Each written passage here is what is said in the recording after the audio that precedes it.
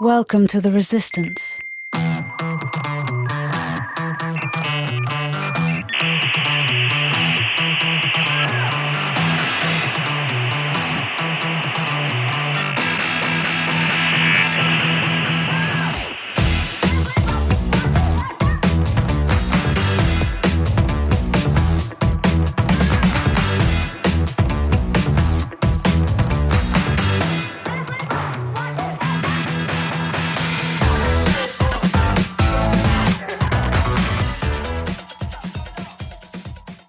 Hello, Xers, and welcome back to Gen X Resistance. I'm your host, Paul Stevens, and as always, I appreciate you taking the time out of your busy schedule to tune in. Now, whether you're listening on your morning commute, during a workout, or just kicking back with a cup of coffee, I am glad you're here. Now, lately, I've been having a lot of conversations about AI, mostly with fellow Gen Xers. And you know what I've noticed? Most of us don't know much about it. My wife walked in and saw what I was working on a couple of days ago, and her reaction was, AI, ugh. Now, it's not the first time in our generation that we've had to adjust to something new.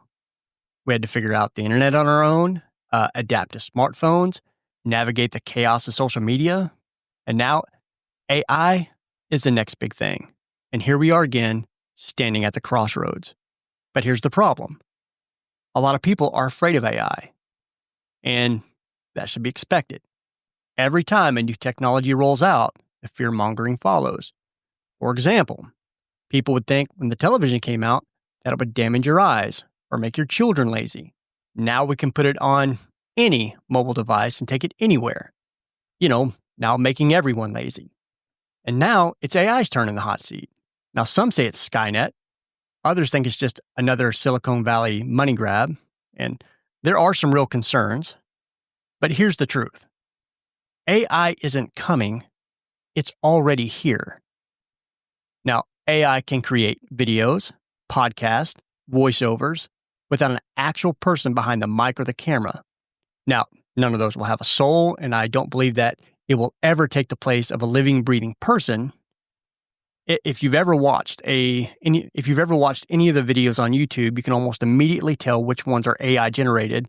And I don't know about you, but I immediately scroll past those.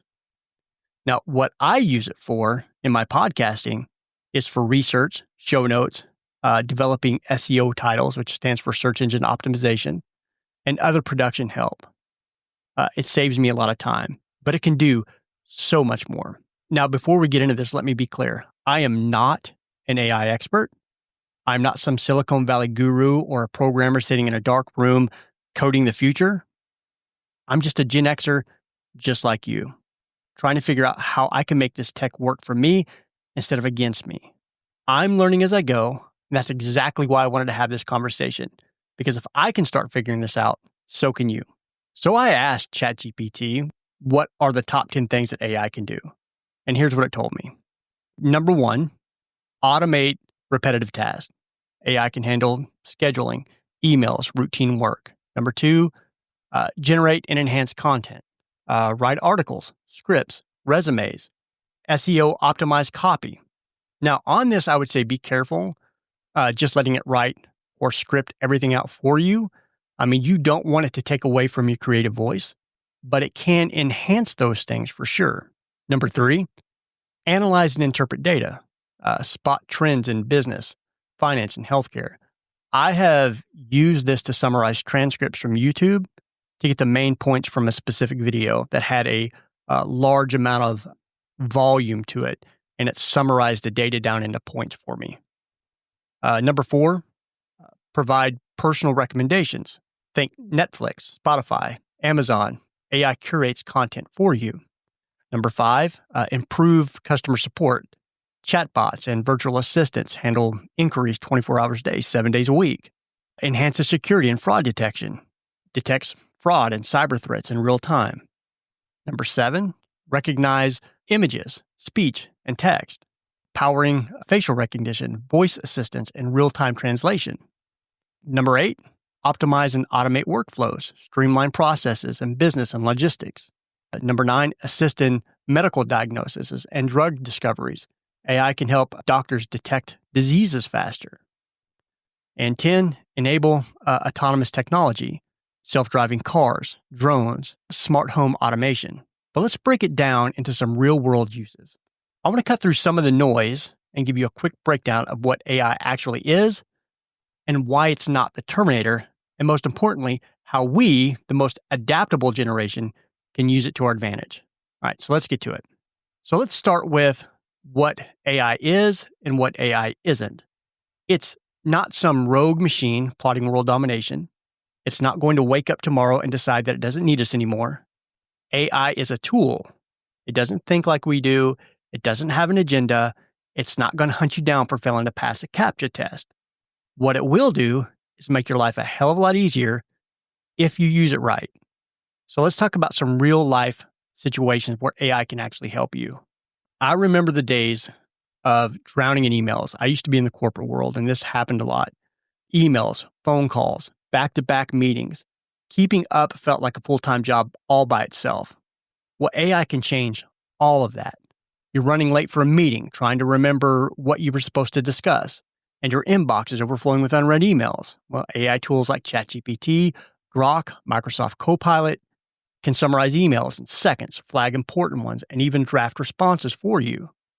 AI calendar assistants like Google Assistant or Notion can automatically schedule meetings, set reminders, and organize your day.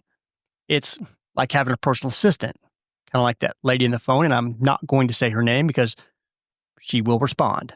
Managing money. It's not exactly fun, especially in this economy, a little topsy-turvy, but AI can help take some of the guesswork out of budgeting and saving. You're at the grocery store trying to remember what's left in the fridge so you don't overbuy. Meanwhile, you're wondering whether or not your credit card bill is due. Well, AI-powered finance apps like YNAB, which stands for I Believe You Need a Budget, and Credit Karma can track your spending in real time and notify you about upcoming bills. AI shopping extensions like Capital One Shopping and Honey automatically find coupons and discounts when shopping online. All of that is AI. Now, it's not a replacement for a financial advisor, but it can give you a little bit more clarity and help you make smarter spending habits, minus, all of the fees. Health and fitness.